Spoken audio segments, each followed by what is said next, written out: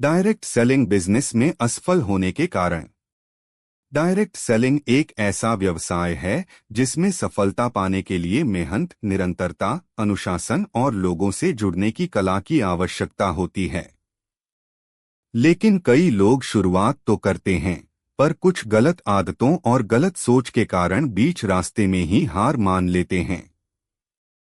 नीचे बताए गए कारण अक्सर लोगों को असफलता की ओर ले जाते हैं और अंत में वही लोग कहते हैं कि यहाँ कुछ नहीं होता या यह सब बेकार है।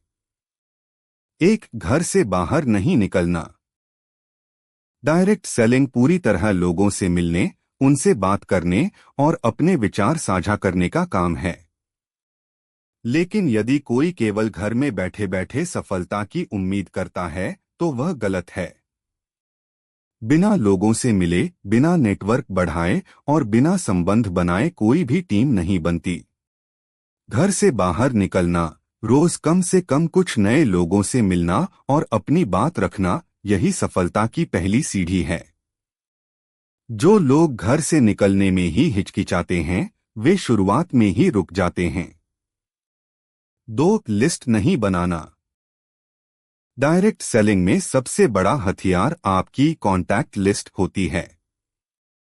जिस दिन आप काम शुरू करते हैं, उसी दिन से आपका पहला काम लिस्ट बनाना होता है। लेकिन कई लोग यह सरल काम भी नहीं करते। बिना लिस्ट के आप किसी को बताएंगे कैसे? किससे बात करेंगे? किसे प्लान दिखाएंगे? लिस्ट न बनने का मतलब है कि आप अपनी ही दौड़ में पहला कदम नहीं उठा रहे। यह असफलता का सबसे बड़ा कारण बन जाता है। 3, प्लान नहीं दिखाना। डायरेक्ट सेलिंग एक नंबर गेम है। जितने अधिक लोगों को प्लान दिखाओगे, उतनी ही अधिक संभावना होगी कि कोई साथ जुड़ना चाहेगा। लेकिन जो लोग प्लान दिखाने से डरते हैं, टालते हैं या सोचते हैं कि क्या पता सामने वाला क्या कहेगा, वे आगे बढ़ ही नहीं पाते। प्लान न दिखाने का मतलब है अवसर को ही छुपा लेना। अवसर छुपाओगे तो सफलता कहां से आएगी? 4, बार बार प्लान न दिखाना।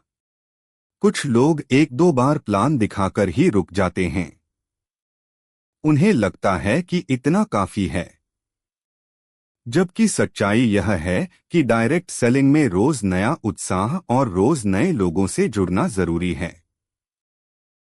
जितना अधिक प्लान दिखाओगे, उतनी ही सफलता की उम्मीद बढ़ेगी। लेकिन जब कोई लगातार प्लान ही नहीं दिखाता, तो वह परिणाम भी नहीं पा सकता।